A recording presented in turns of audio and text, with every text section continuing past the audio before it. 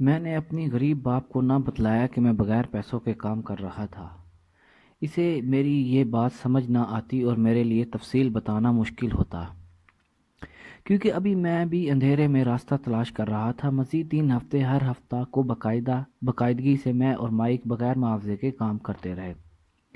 اب مجھے مشکل نہ ہوتی کیونکہ میں اس کام کا عادی ہو گیا تھا۔ صرف ایک مشکل تھی کہ میں بیس بال کھیلنے سے محروم رہتا، یا چند کامک بکس جنہیں میں خریدنا چاہتا ان کے لیے پیسے نہ ہوتے۔ دولت مند باپ تیسرے ہفتے دوپہر کو وہاں آیا۔ ہم نے اس کے ٹرک کے انجن کی گڑگڑاہٹ سنی جو پارک میں آ کر رکا، اور پھر انجن رک گیا۔ اندر داخل ہو کر وہ مسز مارٹن سے بہت پرجوش لہجے میں ملا۔ ادھر ادھر کی بات چیت کے بعد کہ کاروبار کیسے جا رہا ہے، اس نے فریزر میں سے 2 آئس کریمز نکالی، مسز مارٹن کو ان کے دام دیے اور اشارے سے ہمیں پاس بلایا۔ لڑکو آؤ ذرا گھومے پھرے۔ سڑک پار کر کے ہم ایک ہری بھری پارک میں داخل ہوئے جہاں کچھ لوگ سافٹ بال کھیل رہے تھے، اور ایک میز پر بیٹھ کر اس نے مجھے اور مائک کو ایک ایک آئس کریم دی۔ کیسے جا رہا ہے؟ بالکل ٹھیک، مائک نے کہا۔ میں نے بھی ہاں میں سر ہلایا۔ کچھ سیکھا ہے؟ مائک اور میں نے ایک دوسرے کو دیکھا اور کندھے اچکائے اور بیک وقت نفی میں سر ہلا دیا۔ زندگی کے سب سے بڑے پھندے سے بچاؤ۔ تمہیں سوچ بچار شروع کرنی چاہیے۔ زندگی کا سب سے بڑا سبق تمہارے سامنے ہے۔ اگر تم یہ سبق سیکھ گئے تو زندگی کو آزادی اور استحکام سے گزارو گے۔ اگر نہیں سیکھے تو پھر تم مسز مارٹن اور ان لوگوں جیسے بن جاؤ گے جو اب پارک میں سافٹ بال کھیل رہے ہیں۔ وہ تھوڑے پیسوں کے لیے بہت زیادہ محنت کرتے ہیں اور ان کے پیش نظر صرف ملازمت کا استحکام ہے۔ وہ ہر سال شدت سے 3 ہفتوں کی چھٹیوں کے منتظر رہتے ہیں اور 45 سال کی شبانہ روز محنت کے بعد معمولی سی پینشن کی راہ دیکھ رہے ہیں۔ اگر تمہیں یہ اچھا لگتا ہے تو اس وقت سے تمہیں 25 سینٹ فی گھنٹہ ملے گا۔ مگر یہ لوگ محنتی اور ٹھیک ٹھاک ہیں، کیا تم انہیں تضحیک کا نشانہ بنا رہے ہو؟ میں نے پوچھا۔ امیر باپ کے چہرے پر مسکراہٹ کھلنے لگی۔ مسز مارٹن میری ماں کی طرح ہے، میں کبھی بھی اس پر ظلم کرنے کا سوچ بھی نہیں سکتا۔ ہو سکتا ہے کہ تم دونوں مجھے ایسا سمجھتے ہو کیونکہ میں پوری توجہ سے کوئی چیز تمہارے ذہنوں میں بٹھانے کی کوشش کر رہا ہوں۔ میں تمہارے مطمع نظر کو وسعت دینا چاہتا ہوں تاکہ تمہیں وہ چیز نظر آ جائے، وہ چیز جسے زیادہ تر لوگ اس وجہ سے دیکھنے سے محروم رہتے ہیں کیونکہ وہ تنگ نظری کے شکار ہوتے ہیں۔ تقریباً لوگ بے خبری میں اس پھندے میں قید ہو جاتے ہیں۔ میں اور مائک بے یقینی کے عالم میں بیٹھے رہے۔ وہ ظالم دکھائی دیتا تھا، تاہم وہ انتہائی کوشش کر رہا تھا کہ ہم کچھ دیکھنے کے قابل ہو جائیں جو وہ ہمیں دکھانا چاہتا تھا۔ مسکراتے ہوئے امیر ڈیڈ نے کہا، کیا 25 سینٹ فی گھنٹہ کافی نہیں؟ کیا یہ سن کر تمہارا دل زور سے نہیں دھڑکا؟ میں نے انکار میں سر ہلا دیا، اگرچہ میرا دل زور سے دھڑکا ضرور تھا۔ چلو میں تمہیں $1 فی گھنٹہ ادا کروں گا، امیر باپ نے کہا۔ ایک شاطرانہ مسکراہٹ اس کے چہرے پر یار تھی، پھر دل اور تیزی سے دھڑکنے لگا۔ میرے دماغ میں جان برپا تھا، اسے قبول کروں۔ جو میں سن رہا تھا اس پر مجھے یقین نہ تھا، پھر بھی میں کچھ نہ بولا۔ اوکے، $2 فی گھنٹہ۔ میرے 9 سال کے دل اور دماغ پھٹنے کے قریب تھا۔ بہرحال یہ 1956 تھا اور $2 فی گھنٹہ کی آمدنی مجھے دنیا کا امیر ترین لڑکا بنا دیتی۔ اتنا روپیہ کمانا آسان نہ تھا۔ میں ہاں کہنا چاہتا تھا، میں اس سمجھوتے پر راضی تھا۔ میں نئی بائی سائیکل خرید سکتا تھا، بیس بال کے دستانے لے سکتا تھا، اور لامحالہ میرے دوست میرے پاس اتنی دولت دیکھ کر مجھ پہ رشک کرتے، اور سب سے بڑھ کر یہ کہ اس کے بعد جمی اور اس کے دوست پھر بھی مجھے غریبی کا طعنہ دے سکتے، مگر پھر بھی میں خاموش رہا۔ ہو سکتا تھا میرے دماغ کا کوئی فیوز خراب ہو گیا ہو اور اس نے کام کرنا بند کر دیا تھا، کیونکہ میں $2 فی گھنٹہ کی یہ ملازمت چاہتا تھا۔ آئس کریم پگھل کر میرے ہاتھ پر بہہ رہی تھی۔ آئس کریم کے اندر والی لکڑی خالی ہو چکی تھی۔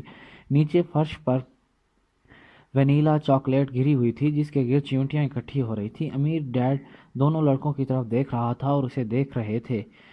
ان کی آنکھیں کھلی ہوئی تھی اور ذہن خالی تھے۔ وہ جانتے تھے کہ وہ ہمیں آزما رہا تھا، اور یہ بھی جانتا تھا کہ ہمارے جذبات کا ایک حصہ تھا جو یہ تجویز قبول کرنے پر آمادہ تھا۔ وہ جانتا تھا کہ ہر انسان کی روح میں ایک حصہ ایسا ہوتا ہے جو کمزور بھی ہوتا ہے اور ضرورت مند بھی، اسے خریدا جا سکتا ہے، اور اسے یہ بھی معلوم تھا کہ ہر ذی روح میں ایک ایسا حصہ بھی ہوتا ہے جو مضبوط ہوتا ہے اور قوت ارادی سے بھرپور، جسے خریدا نہیں جا سکتا۔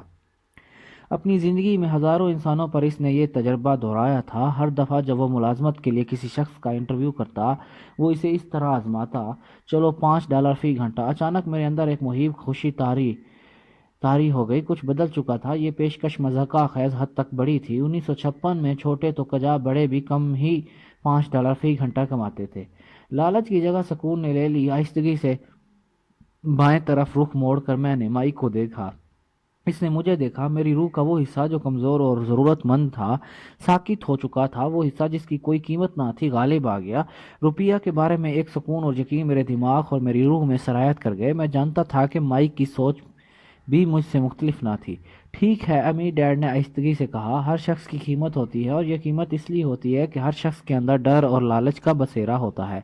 پہلے تو پیسے کی کامیابی کا خوف محنت کرنے پر اکساتا ہے، اور جب ایک دفعہ ہمیں تنخواہ کا چیک مل جاتا ہے تو لالچ اور خواہشات ہمیں سوچنے پر مجبور کرتی ہیں کہ دولت سے ہم کیا کچھ خرید سکتے ہیں، اور پھر یہ سلسلہ چل نکلتا ہے۔ کیسا سلسلہ؟ میں نے پوچھا۔ صبح سویرے اٹھنا، کام پر جانا، واجبات ادا کرنا، دوسرے دن پھر صبح اٹھنا، کام پر جانے کا سلسلہ۔ ان کی زندگیاں دو بڑی خواہشات کے زیر اثر ہوتی ہیں، لالچ اور خوف۔ اگر ان کی تنخواہ میں اضافہ ہو جائے تو وہ اپنی اخراجات بڑھا لیتے ہیں، مگر سرکل یوں ہی چلتا رہتا ہے۔ اسے میں ریٹ ریس یا چوہے کی دوڑ کا نام دیتا ہوں۔ کیا کوئی اور راستہ ہے؟ مائک نے پوچھا۔ یقیناً امیر، ڈیڈ نے آہستگی سے کہا، مگر بہت کم لوگوں کو اس بارے میں علم ہے۔ وہ کون سا راستہ ہے؟ مائک نے پوچھا۔ وہی راستہ جس کی مجھے قوی امید ہے۔ کام کے دوران تم لڑکے اس ڈھونڈنے میں کامیاب ہو جاؤ گے، اس لیے میں نے تمہاری تنخواہ روک دی۔ تھوڑا اشارہ ہی دے، مائک نے کہا۔ ہم سخت محنت سے اور بھی کسی معاوضے کے بغیر تنگ آ چکے ہیں، تو سنو، سب سے پہلی بات ہے کہ سچ بولو۔ امیر، ڈیڈ نے کہا۔ ہم نے جھوٹ نہیں بولا، میں نے کہا۔ میں یہ نہیں کہہ رہا کہ تم جھوٹ بول رہے ہو، میں کہہ رہا ہوں کہ سچ بولو۔ امیر باپ نے جواب دیا۔ کس بارے میں؟ میں نے پوچھا۔ تمہیں کیسا لگ رہا ہے؟ امیر، ڈیڈ نے پوچھا۔ ضروری نہیں کہ تم دوسروں کو یہ بتلاؤ، بس اپنے تک محدود رکھو۔ تمہارا مطلب ہے کہ اس باغ میں موجود لوگ یا تمہارے ملازمین اور مسز مارٹن ایسا نہیں کرتے؟ میں نے پوچھا۔ مجھے شک ہے، امیر، ڈیڈ نے کہا۔ اس کے بجائے انہیں اس کا زیادہ ڈر ہے کہ پیسوں کے بغیر وہ کیا کریں گے، بجائے اس کے کہ وہ اس ڈر کا سامنا کرنے پر آمادہ ہوں اور سوچیں۔ وہ رد عمل کا اظہار کرتے ہیں، اور یہ رد عمل عقل سے مبرا اور خالصتاً جذباتی ہوتا ہے۔ پھر ہمارے سروں کو انگلی سے ٹھونکتے ہوئے بولا، اور پھر چند ڈالر ان کے ہاتھ لگ جاتے ہیں، اور ایک مرتبہ پھر خوشی، خواہش اور لالچ کے جذبات ان پر غلبہ پاتے ہیں، اور وہ بارہ بجائے سوچنے کے رد عمل کرتے ہیں۔ یعنی وہ عقل کو بروئے کار لانے کے بجائے جذبات سے کام لیتے ہیں؟ مائک نے پوچھا۔ بالکل ٹھیک، امیر، ڈیڈ گویا ہوا۔ بجائے اس کے کہ وہ اپنے بارے میں سچ بتلائیں، وہ سوچنے کے بجائے احساس کے تابع ہو جاتے ہیں۔ انہیں ڈر ہوتا ہے کہ وہ کام پر جاتے ہیں اس امید کے ساتھ کہ روپیہ ان کے ڈر خوف کو دور کر دے گا، مگر ایسا نہیں ہوتا۔ ڈر پھر بھی ان کے سروں پر براجمان رہتا ہے۔ پھر دوبارہ وہ کام پر جاتے ہیں اسی امید کے ساتھ کہ پیسہ ان کے ڈر کا مداوع کرے گا، مگر کچھ بھی نہیں ہوتا۔ ڈر کی وجہ سے کام کے شکنجے نے انہیں اپنی آغوش میں جکڑ رکھا ہے۔ وہ کام کرنے اس کی تسلسل میں محض اس لیے گرفتار رہتے ہیں کہ ڈر سے چھٹکارا ہو۔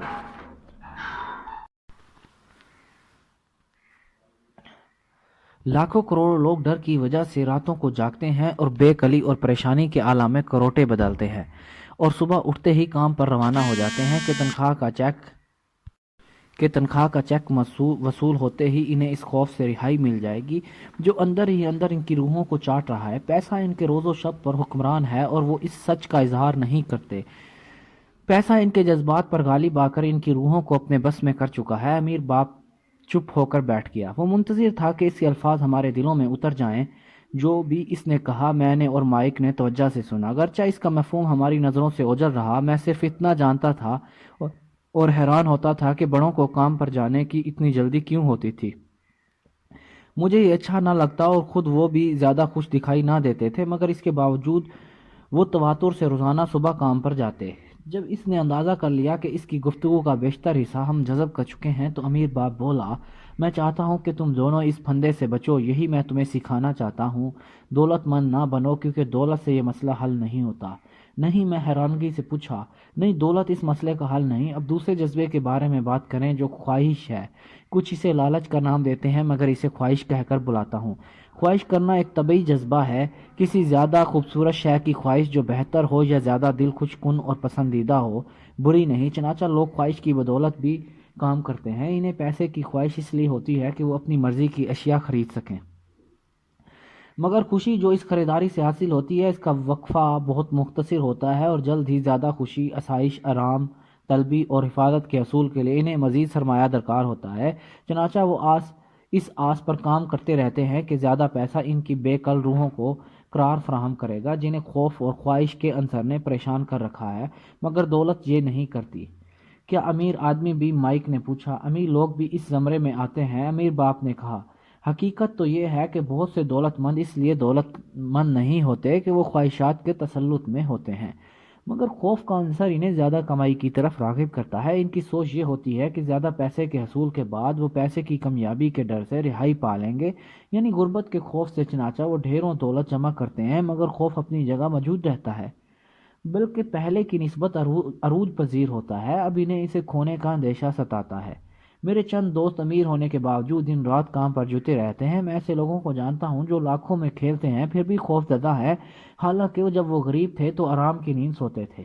انہیں یہ تمام مال و دولت کھونے کا خوف ہلکان رکھتا ہے۔ جس خوف کے تحت انہوں نے دولت اکٹھی کی وہ آگے سے زیادہ ہو گیا ہے۔ ان کی روح کا ناتواں اور ضرورت مند حصہ پہلے سے زیادہ شدت سے چیخو پکار کر رہا ہے۔ وہ بڑا گھر، کاریں، اونچی سماجی حیثیت جو پیسے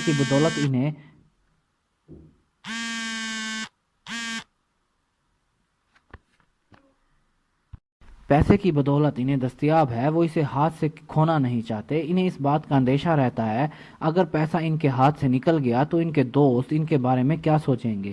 بعض تو اس معاملے میں اتنے جذباتی ہو جاتے ہیں کہ نفسیاتی مرض انہیں گھیر لیتے ہیں، اگرچہ ان کے پاس زیادہ پیسہ ہوتا ہے اور وہ دولت مند دکھائی بھی دیتے ہیں۔